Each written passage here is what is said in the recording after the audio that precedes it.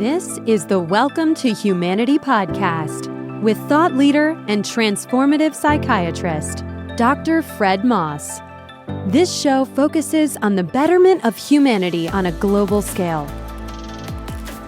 Each episode will leave you enlightened, inspired, and ready to make an impact in your world. Welcome to the show. Welcome to your life. Welcome to humanity. Here's Dr. Fred. Welcome to the Welcome to Humanity podcast. This is Dr. Fred, and today I have another really, truly incredible guest that I can't wait to introduce to you, our listeners. Some people are just obvious in the impact they make, right? You meet them, you look in their eyes, or you see them walk, or you see them be with others, and you just get that is a person who's making a difference. And actually, Jerrie Ueberle is exactly that for me. I met Jerrie. Maybe she can recall even more than I do. But a few years ago, I think I met her in a course that we were in together. And what really ended up happening was, I think I heard you speak, Jerrie. I think I heard you give a share, and I heard a little bit about what you were up to. And just I was awestruck and in sort of the impact that you make and your the way you do so understatedly. Like really, you're just going through the motions of being a human, and then when you get to tell people what you're up to, we're all just floored with inspiration, flabbergasted with the contribution that you really can be, or that one can be, and that you really are being. So, one of the best things about this podcast is I get to meet wonderful people and really find out what makes them tick, what drives them forward, what keeps them in the game. And that's what I'm hoping to do with you today. So, Jerrie Ueberle, welcome to Humanity. It's just wonderful to have you as a guest today. Thank you, Fred. It's wonderful to be here. Thanks for this opportunity to share the World Academy for the Future of Women. Exactly. So this is what I want to talk to you about. And the reason I want to talk to you about it is because it's what makes your heart sing. As many of you know, I have met lots of incredible people who are up to lots and lots of big things in the world, including, of course, Jerrie Ueberle. Isn't it true that each and every one of us are all dealing with something? We are tackling some of the larger problems in the world or seemingly tiny ones. We still face our own challenges. I've been a psychiatrist for many years, and I've worked with all kinds of people from all walks of life, dealing with more issues than you can even imagine of all sizes and shapes. So naturally, over time, I've developed effective methodology designed to assist others to gain a new sense of freedom and empowerment. And March Forward becomes reliably more available when using this particular methodology. And I'm publicly revealing this process and the associated mindset that contributes directly to the maximum effectiveness. It's all laid out in my new book called Creative 8, and you can pick up this book at Amazon.com in either Kindle or paperback format. I'm going to offer you a completely free copy in audiobook format. Just go to welcometohumanity.net/creative. Download your free audiobook of Creative 8 today. I look forward to hearing about your Creative 8 experience. Now, let's get back to our conversation with Jerrie Ueberle. Welcome to Humanity. So one of the things we do that seems to be really effective, Jerrie, is we start with questions that are open-ended, thought-provoking, and compelling. And, just leave the floor to you, leave you to explore with us, to adventure with us, how the answers unfold over time. So one of the hardest and easiest questions I've asked a number of our guests, which I think we're going to ask you now, is a really simple one, which is, Jerrie Ueberle, who are you? I'm a person who really believes in others people's contributions and to be made on an open court with equality. And women have not had that place in society yet. And so I'm here to encourage them to get out on the court and to play fully in what they want to be in life as we move this planet forward. Wonderful. So Tell me a little bit about this keyword. I've always been interested in it when people throw it out, and it's man, so many fulcrums and so many things revolve around it. And that's this word called equality. What does equality mean when you're saying that you're a stand for women's equality? What is it that needs to be made equal that is not equal now? Well, it isn't so much having to be made for, it's having to recognize that you are. Many of us kind of live in that we're not quite up to what other people are up to, or we're not quite as good as other people, or as smart as, or as rich as. And so we don't feel a parity with them. And so we're looking up rather than playing as a partner. And we rip ourselves off in what we have to contribute to ourselves and to the world. All right. Well, that's a really interesting way to look at this. So you say the word other people. As far as I can tell, there's only one group that's another kind of person. And it was so. What about the interface between men and women? And what are either men doing that, or could be doing, or what is happening in the interface, in the listening, in the creativity of men and women that is either perpetuating this or really is primed up now to make a shift so that equality, as you speak, can be something that can be realized, fulfilled on? Well, I think now is a particularly interesting time. There seems to be a lot of energy around women being recognized for what they have to contribute and who they are.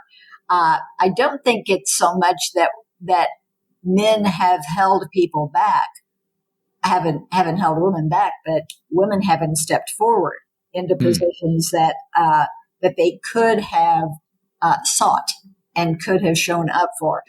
For example, recently we celebrated the 14th Amendment anniversary. Women in America, white women, have had the right to vote for 100 years. And the result of having the right to vote for 100 years has not resulted in an equality of women, an equal number of women in government and elected positions. So although we've had opportunity, we haven't seen ourselves as stepping into those places and making a difference.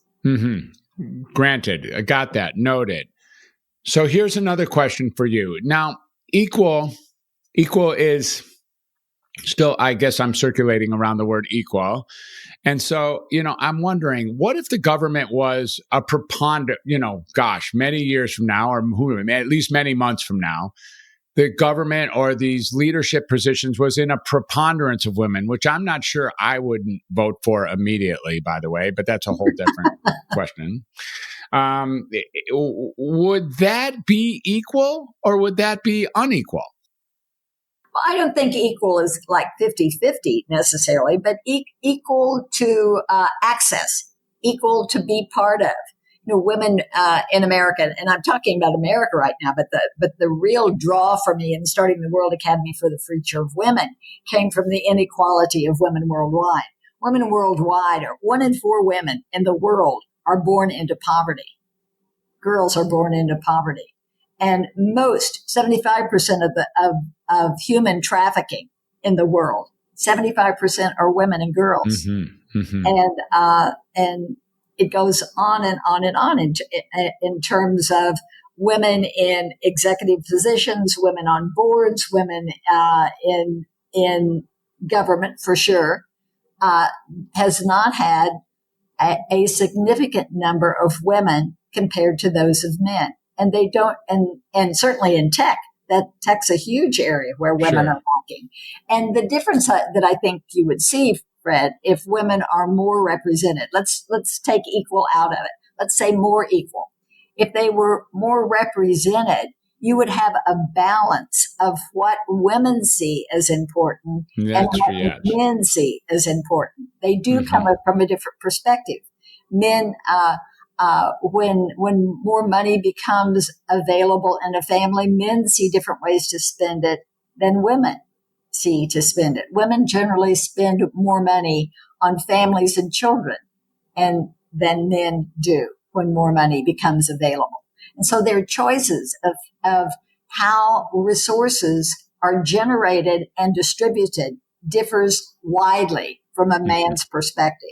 One is not wrong and one is not right, but together better decisions are made.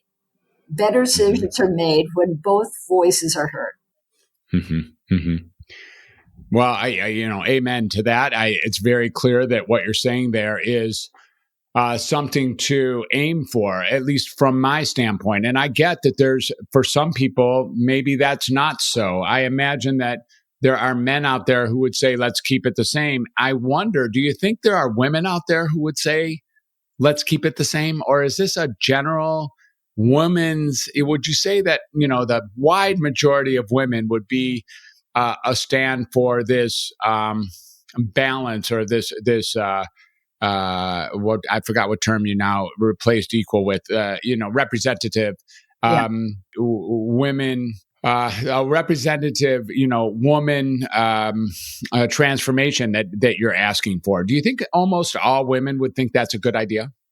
I think all women who know it's possible would think it was a good idea. Sometimes cultural doesn't even show it as a possibility. We have world academies in China, Nepal, and Bangladesh. And in Nepal, women and in Bangladesh are married at a very early age. And they do this not because they have a choice. They do that because it's been a cultural pattern for years and years and years. They don't know that they have the right to decline. Although one of the members in the academy, who at 14 was being married to a 44-year-old man, left her village for the first time and went 8 hours into Kathmandu to escape a marriage and ended up in the World Academy and started a program, No More Child Marriages. That's amazing. It is amazing. It is. It really is. It really is. So, okay, well, we've touched on it enough times. It's time for you to tell us a little bit about, your affiliation and who you are really, and introduce our listeners to what you're talking about when you say World Academy. Okay, thank you. Well, the World Academy is a year-long women's leadership program that produces action leadership for university women. And as I mentioned earlier, we're in China, we're in Nepal, and we're in Bangladesh at universities. We're not part of the university program. We are on the university campus. And the women who are in the academy take the academy in addition to their normal academic program. So they're committed to leadership, they're committed to making a difference, and they're committed to finding out who they are and discover what their passion and their purpose is. And we support them in finding their way to success. And so that's the dynamic of having women see what they can be and actually become that. Completely beautiful. Thank you for doing that. Thank you for being a part of it. What has been your role from the genesis of World Academy moving forward to now, and who are you now in that particular organization? A different person for sure, Fred. When I started the World Academy, I was certainly interested in accelerating women's leadership worldwide. We need women to move up to leadership roles. And in order to do that, they have to see themselves in a different way than they have seen themselves in the past. At the first university where I started in China, Sias University, the founder of the university, when I asked if I could start a World Academy for the Future of Women, he said, "What is that?" And I said, it's a program so women can be promoted to campus leadership, community leadership, country leadership, and global leadership. And he said, good idea. He said, at this university, women get all the good grades and scholarships, men get all the good jobs. And so a year later, men came and asked if they could have a men's academy for the future of women to support women in gaining access to leadership. And so now we have both a World Academy that is for women and a World Academy for men. And they have projects together. So they work together as a team and learn to appreciate and utilize the strengths of both men and women in decision-making and operational activities. That's phenomenal. So tell me a little bit more, which I really want to know. You say you started it, right? It's your brainchild right from the beginning? Yes, it was. Yes. Wow. We had Sarah Safari on. She was our first guest. And, I'm certain that you have some contact with Sarah because she has that Nepalese connection with women as well. And, Jerrie is about as tiny as Sarah is, if my listeners remember us talking a little bit about that. And Jerrie just packs a punch. I mean, it's very clear when you take a walk or when you walk into a room and we all notice that someone just walked in the room and we turn around and it's you. And, what I really want you to get, Jerrie, for our listeners is what was going on back then when you decided or when something happened that had you believe to plant the seed for this, what has turned out to be an extraordinary organization. Thank you. Well, I had been on a foundation board for that university in China for 10 years and had served as president. And I felt that I should relinquish my position on the board so somebody else could have that rich experience. And I didn't want to leave the university. So I made the proposal to start a World Academy. And what prompted me to want a World Academy for Women was the United Nations Millennium Development Goals, which were begun in the year 2000, 8 dynamic goals to end poverty, to end hunger, to end HIV, AIDS, and malaria, to end domestic violence, to make the environment sustainable, basic goals of humanity that everyone on the planet should have. Started in the year 2000, and 15 years later, not one country had achieved one goal. It was shocking. And It was also, I was curious of why that couldn't have happened.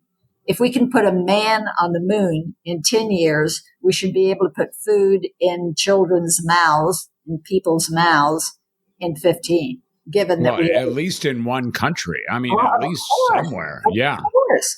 And, I'm talking worldwide, but in this COVID period, we are now asking local governments in Arizona to take on being the first city or even the first state to achieve the United Nations goals.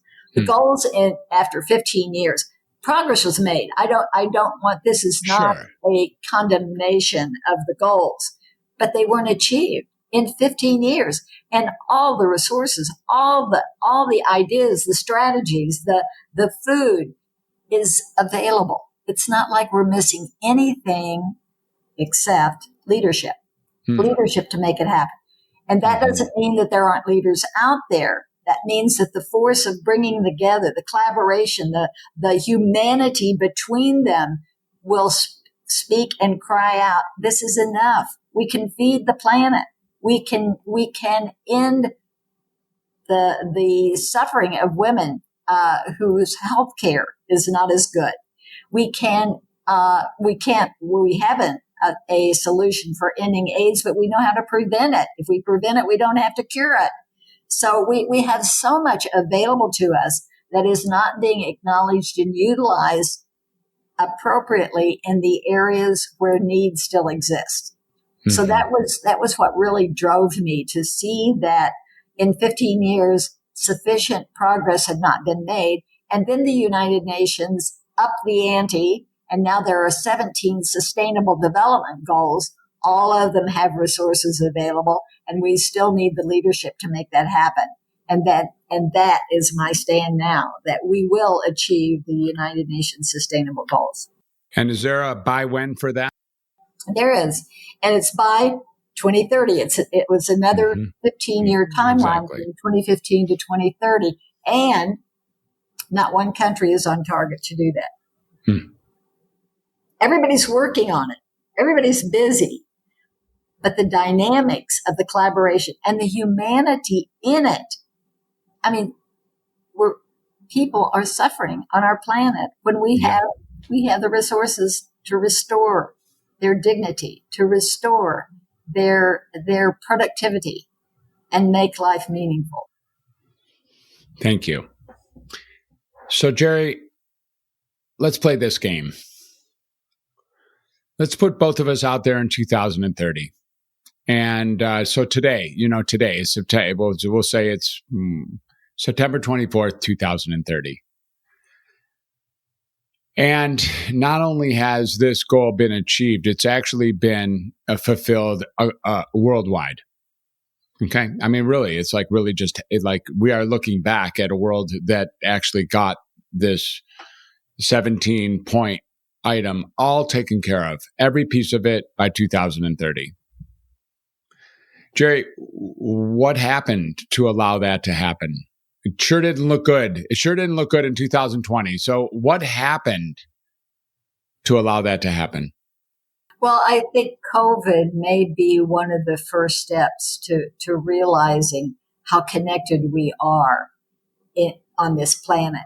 I hear over and over, it's a small, small world. I happen not to think it's a small, small world. I spend too many hours on airplanes to think it's a small world. I think it's a huge world, a diverse world, a beautiful world, and a reachable world. And I think the reach is where we need to be. We need to be reaching out beyond the comfort of where we live and where we work and see the condition of women and other families in situations that are unlike ours and often unacceptable. We could talk about California and the street people in San Francisco or LA, but I can talk about that same issue in many, many other cities, including where I live in Phoenix, Arizona. Mm-hmm. And with all the sheltering that we have, that people would be on the street is unnecessary. And so collaboration, understanding, reading the data, seeing the statistic, and just opening our eyes to our community, just letting ourselves absorb the complexity where we live. Mm-hmm. Wonderful. So again, let me rephrase, because I think, it's very clear of how and why this is unacceptable. And it's also very clear, correct me if I'm wrong, that we have every resource necessary to turn this around. The resources, the raw resources are here to just be redistributed in a way that would make all of these issues actually disappear or be resolved. Yes. So with both of those things true, what actions are we looking for that could allow for this to occur, rather than simply, rooting for humanity, which I'm a big fan of humanity. It's in my business name after all. But the idea here is, what actions can we put into place? What can we do as family, as community, as group, as society, as culture, as country, as, hemisphere, as world? Like, really, what can we do, or what needs to be done action-wide to actually have this be fulfilled in the time frame we're talking about? I think we need to see it as a possibility. See it as something that we're big enough to handle. See it as something that, not that we owe like a debt, but that we give as a contribution, so that other lives matter, that all lives matter, certainly. And we're in such a complex world situation, national situation, local situations during this period of the pandemic, that it's a wonderful time to look and say, what more could I do? We don't wait this thing out. We begin to create, and the opportunity that we now have to create and see how we can show up in our communities in a way that we've never shown up before, or how can we let other people in our communities show up. When we achieve the United Nations Sustainable Development Goals, people will be more creative. They'll be more expressive. They will be less stressed. They will be less bothered with how to make a living and how to live wholly and completely. It will change the whole complexion of how we live on this planet. Mm-hmm. Thank you. So Jerrie, the Sustainable Developmental Goals that are so achievable and right here at our fingertips, once we see this as a possibility, once we as a community see this as a possibility. And look, I know that you left a video here, so our listeners have an opportunity to take a look at the video that's here with us at the entryway to the podcast on the website. What I want to know is, I imagine there's some listeners right now who are on the edge of their seat going, well, okay, what can I do? Like, what can I do now? What do you want me to do? Where am I wanted? Where am I needed? What can, besides throwing dollars into the academy, which some people can and some people can't, of course, what else can we do? What can Fred Moss do? What can I do with my family? What can I do with the people I know to move this needle forward? Well, one is to have conversations with leaders and knowing that they're supported in making the kinds of changes in their communities that are there to be made. The World Academy runs out of volunteers who choose to go to one of the sites and deliver the curriculum. So volunteer facilitators go to China, Bangladesh, Nepal, and deliver a 4-week curriculum and begin to know the country and the culture and the women or men who are in the academy as family. Or you can be a mentor and connect with a World Academy member twice a week and just have a conversation about well-being and about the future that they want to create for themselves. And so we have like 1,200 alumni now who've gone through the academy in the last 10 years. We have over 150 facilitators who've gone on their own dime with their own time to deliver the curriculum. And we have multiple mentors who communicate weekly, giving women and men the courage and the confidence to keep going forward and keep building a future that they want. And those kinds of contributions develop the relationship. It is a relationship movement to have people really, if it's a small world, if I would say it's a small world, then let's know our neighbors. Let's know them not by the cuisine and culture, but by their vision for what they want for their families and for their future, what they want to give back to the world. Those who are living in poverty, those who don't have access to education, those who don't have good health, can't even think of the things that we daily take for granted. We are such a blessed and abundant society that we forget and don't act toward those who don't have what we have managed to have around us. And so it's the connectivity of the relationship is what I'm looking for people to explore and have in abundance. Beautiful. So I imagine that in this age of the pandemic outbreak, we've had some shift in, maybe people not getting into the airplanes as easily. It may be people,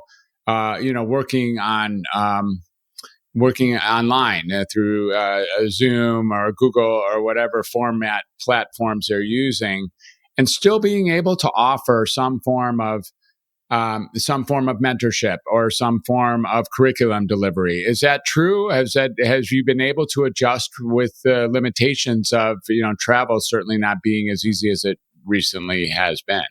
Right. Yes, we have not been able to travel, but we are delivering the courses online. And that's, technology makes a lot possible. It's not the same as the relationship you build when you're in a room and there with the action in the room.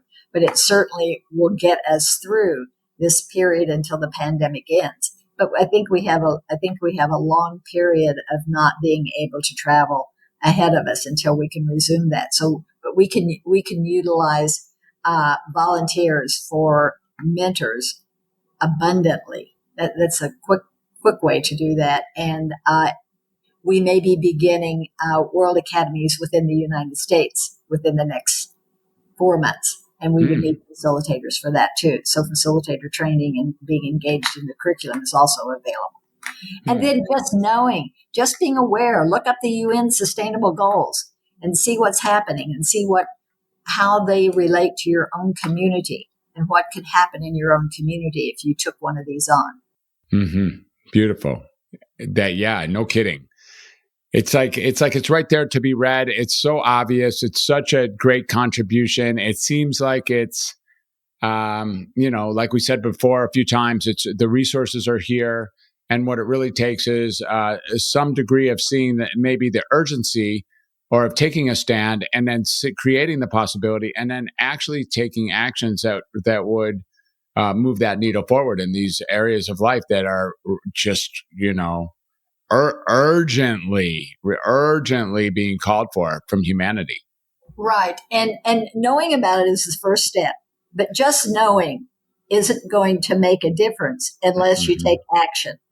Mm-hmm. I always say we're smarter than we act. We all know, if you said, if I told somebody the number of women who don't get in school, they say, I know that. And the number of people who in Phoenix, in Arizona, 25% of the children in Arizona live in food scarcity. In Arizona, food scarcity in Arizona. I can believe that about Bangladesh. I can believe that about Nepal and the countries I've been in Africa. But in my own city, there are children going to bed hungry.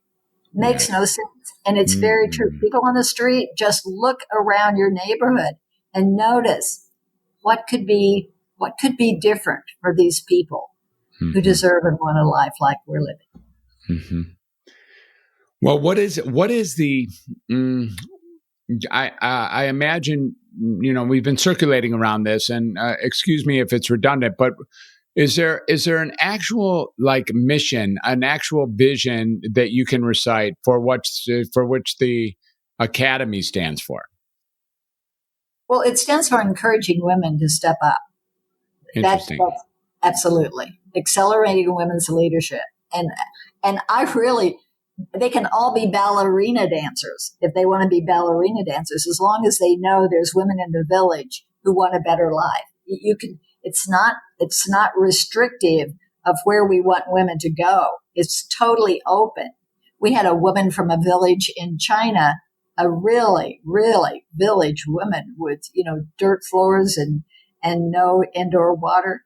And she went through the academy and she told her parents she wanted to go study in Great Britain and get a degree in fashion design. I can't even imagine her parents understanding that, but she did. And she stayed a year afterwards and she worked, and now she's back working in Shanghai because people have visions that they want to fulfill, and we need to hear those and listen to those and encourage people not to compromise the life they want. Mm-hmm. Yes, indeed. Amen to that too, Jerrie. It's just wonderful. I was stranded in Japan one time. I didn't have a visa to get back to China.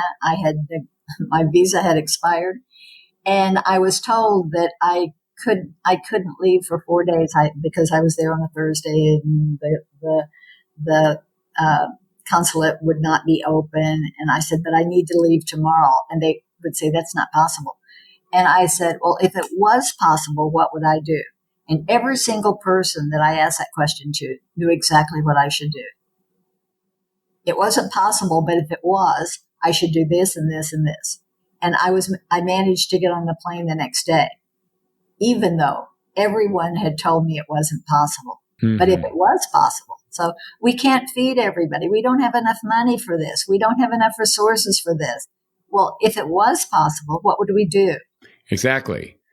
Yeah, exactly. I think that's the similar question to I asked earlier, which is, okay, we're in 2030 and this has occurred. What happened? What did we do? What did we do that we're not doing yet?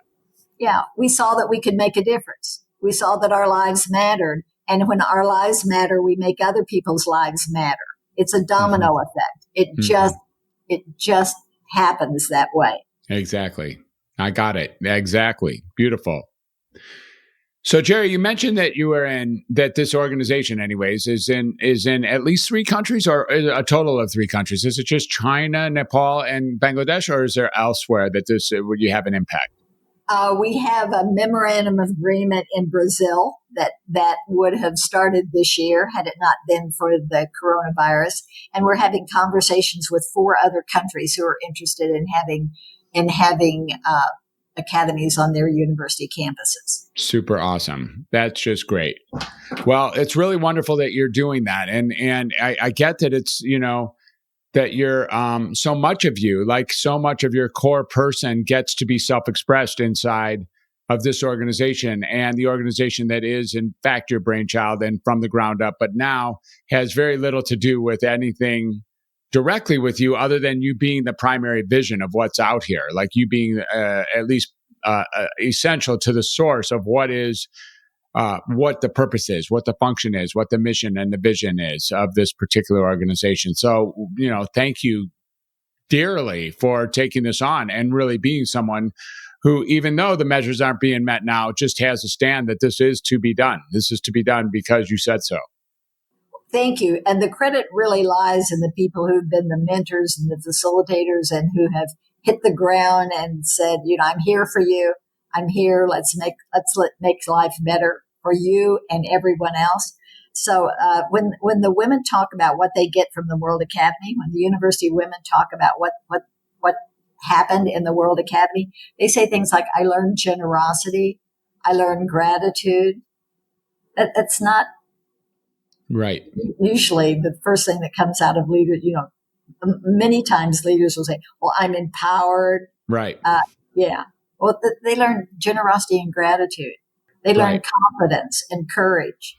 They learn to go home and talk to their parents about doing something rather than coming back to the village and raising peanuts or staying in the village. They learn there's a bigger world, and they've opened the window to discover what that is and how they can play big in a bigger space than they ever imagined.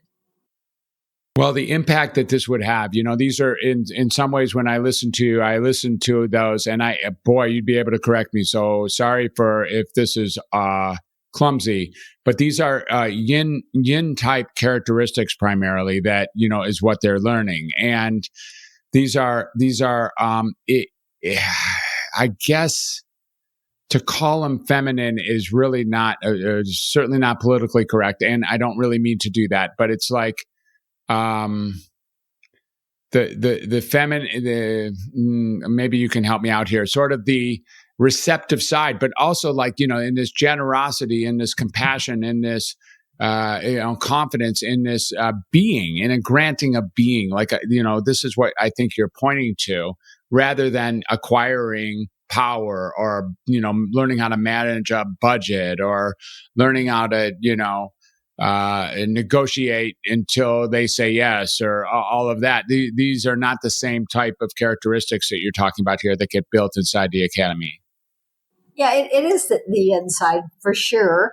And but I think it's very important to know that both sides are important.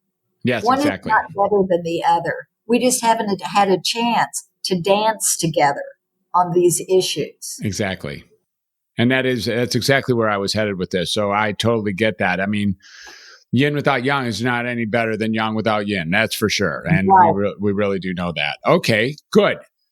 Well, Jerrie, here's where we're going to go next. Unless you have more to complete here, I want to know something else, which is off of this topic that we now have introduced to our listeners, which is, well, Jerrie, like, what's your home life like? Like, who are you? Like, what do you do every day when you're not doing this? Or maybe, like, who are you in the world? Who else are you in the world? Let's put it that way. Okay. I trained as a speech pathologist and audiologist, and that's what took me to China for the first time in 1984. I've had 160 trips to China. Whoa. And I'm that's 160 times more than I've been there, just to let you know. So. Come with me, friend. Let me show you the way. I love outdoors. I love backpacking. I've climbed Fuji. I've climbed the Inca Trail to Machu Picchu. I'm a pilot. What does that mean? Whoa! What does that? What's a pilot mean? That means I fly a Cessna. Wow. Cool. Like a 172 or 182, like that. Yeah. I trained in a 152. I fly a 172. Awesome. And let's see, I'm a scuba diver, and I just love the world, and I love to be out in it and know the different people in other parts of the world. And it isn't about living in abundance. It's just being out with where action is. And, for our listeners, because you're just resonating again, do you have any kind of relationship with a previous guest we had, Sarah Safari? No. Oh my goodness. Yeah. Well, my listeners are smiling right now because I'm about to introduce the two of you together, and I cannot. What a match made in heaven, right, listeners? What a match made in heaven Sarah Safari is with Jerrie Ueberle. Unbelievable, Jerrie. When you guys get together and seriously, this is about the most hilarious match I've ever made with anybody, just to let you know. This is such a slam dunk. This is my contribution to both of your organizations that will drive both of you forward. So welcome to Sarah Safari. We're going to get this done this afternoon, by the way. And that is just phenomenal that I get to do that. Sarah and I may get this done before 2030. Oh, no kidding. No kidding. This Welcome to Humanity might have just made a huge impact into both of your worlds, just to let you know. Fred, that's who you are. My God. Accelerating people's dreams. Oh, I am so moved. I am, tears are welling up. I'm not kidding. This is a dream. I always thought you'd tell me, oh yeah, Sarah and I have been working together for 15 years. Unbelievable. It's unbelievable, especially since I know where you traffic and where she traffics. The idea that you would even miss each other is also completely outstanding. So, well, oh my God. Let's make it. And Jerrie, how tall are you, Jerrie? I'm going to tell you how tall I was, and this is how tall I was in kindergarten. 5'1". And that's how tall I was when I was in kindergarten, and I was taller than anybody else in the class, and so I never see myself as being short because I've always had been the tallest. That's funny. That's great. I think Sarah is actually shorter than you, and she's making an impact that I'm not even going to even this Machu Picchu. Right, listeners? Right. My listeners are still cracking up on this one. I just want to let you know. So, and I invite you to listen to podcast number 1, which was, and it's no coincidence that Sarah Safari was the one who kicked off my podcast back in the day. So please listen to podcast number 1. Awesome. Okay, great. The next thing is, so go ahead. You were telling us about Pilot and Cessna and how about family? How's your family work around you? What's happening there? I was an only child, and I had 2 wonderful husbands who died, and so I had 5 foster children as a single parent, and people are in my house all the time. I've had students in my house, Chinese students, for 25 years. Wow. Staying in my home before I started the World Academy. And so it's a busy place. It is the place to come. Oh, let me drop another name. Are you familiar? Oh my goodness. If you say no to this one, this is going to be pretty hilarious too. But anyways, this is another podcast guest I had that just came to mind. How about Mitzi Perdue? No. Oh my God. All right. Well, you're keeping these people from me, Fred. That's the thing. Yeah. I'm about to unleash 2 of the most powerful people who are aligned with you that you're ever going to meet inside of Sarah Safari and Mitzi Perdue. No kidding. Unbelievable. So amazing. Like, I don't even know what to say next. I'm like, oh yeah, my job's done. And anyways, let me get back to the question, which is, we're going to wind down this conversation here in a few minutes. And there's something like, well, the first thing is easy to do, which I think is really important, is I have some very eager listeners. I have listeners who want to get stuff done. I have listeners who are listening because they're really interested in the advancement of humanity. And so the thing I really want to ask you is to be very clear with us about if I have somebody who wants to either follow you or be next to you or join up with you or learn from you or just collaborate or partner with you, what's the best way to get a hold of Jerrie Ueberle? Call me. Talk to me. How do we do that? My phone number is 602-505-7888. Calling. We'll set up a Zoom call, and we will mask and meet, and we will create something. You know, Fred, it's interesting. One time I was in Shanghai speaking at a conference, and a woman came running up to me before I went out to the podium, and she said, I want to do something for the World Academy. I just heard about it, and I want to do something from the World Academy. What can I do? And I said, well, hang out, and when I get through, I'll talk to you. And so I finished, and she said, what can I do? What can I do? And I said, what do you want to do? And she said, well, what I really want to do is I want to bring 5 of the women. We're in a rural province. I want to bring 5 of the women to Shanghai. I want to show them Shanghai. I wanted to introduce them to people I know in corporate places.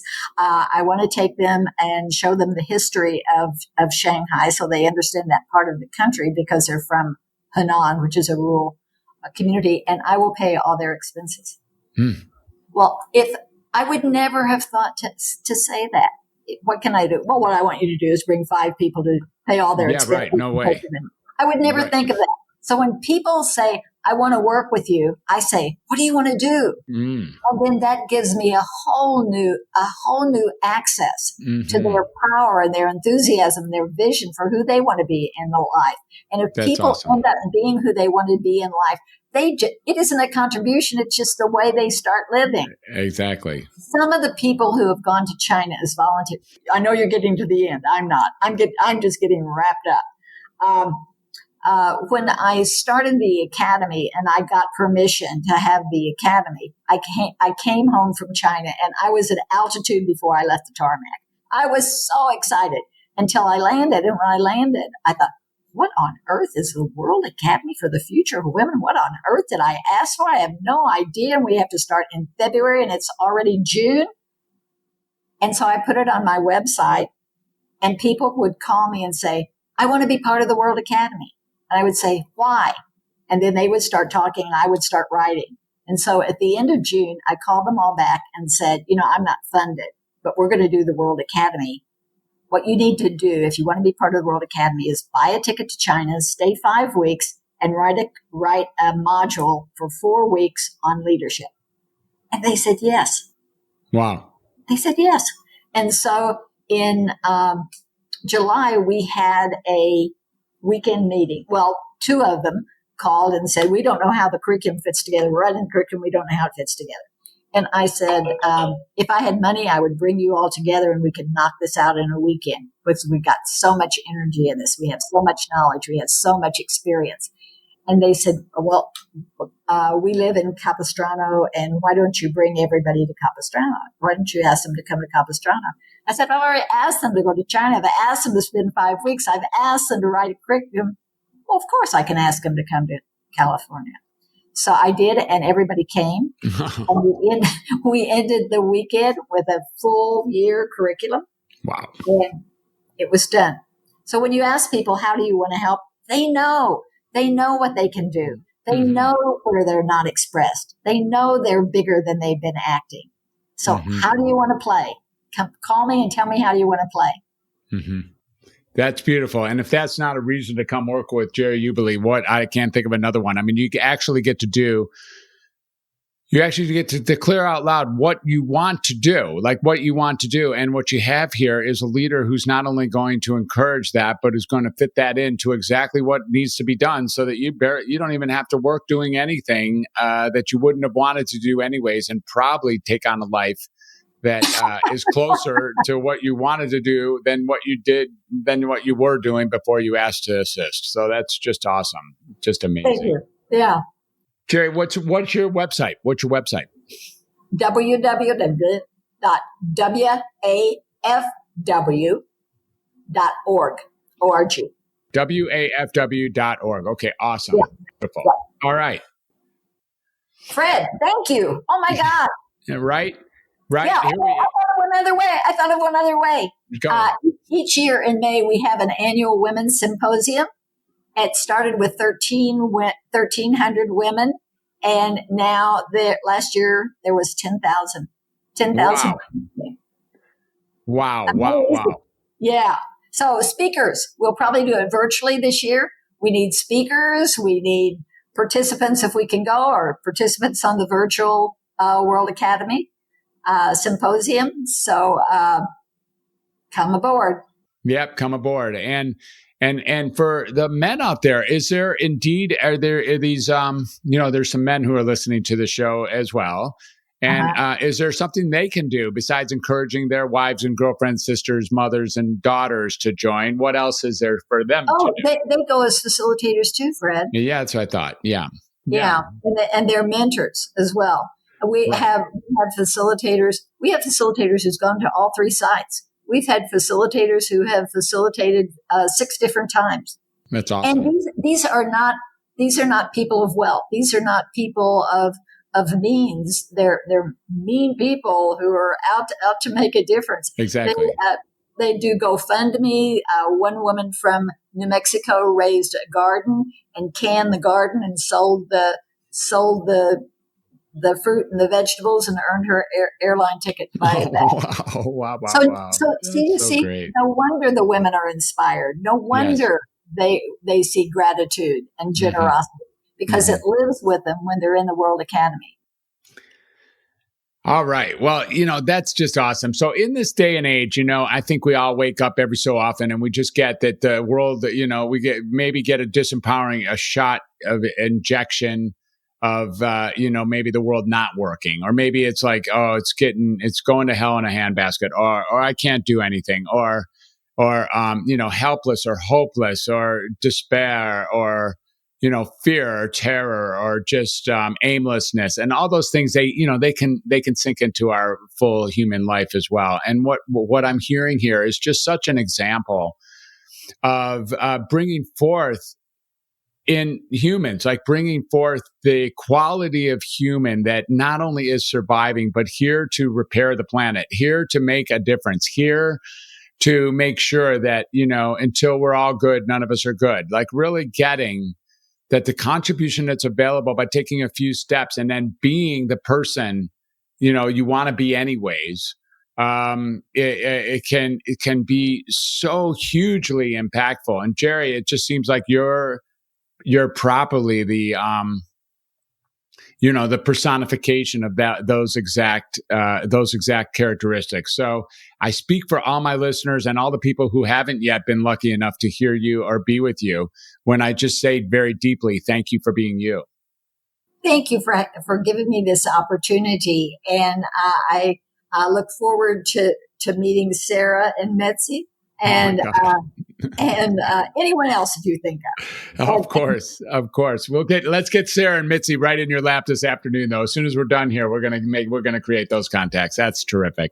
I love that acceleration. Thank you so much, Fred. You're welcome.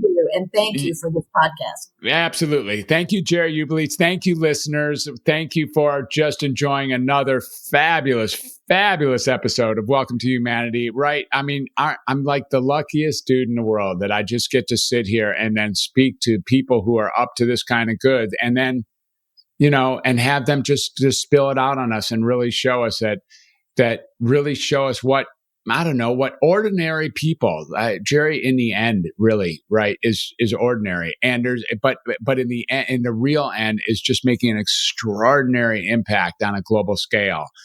And it doesn't have to be global to make an extraordinary impact, but that is the kind of work that Jerrie's doing. And you can get involved with her. You can be involved with anything that really makes your heart sing. And I think that's what Jerrie's an example of. So, Jerrie, again, thank you for joining us. Listeners, have a beautiful day.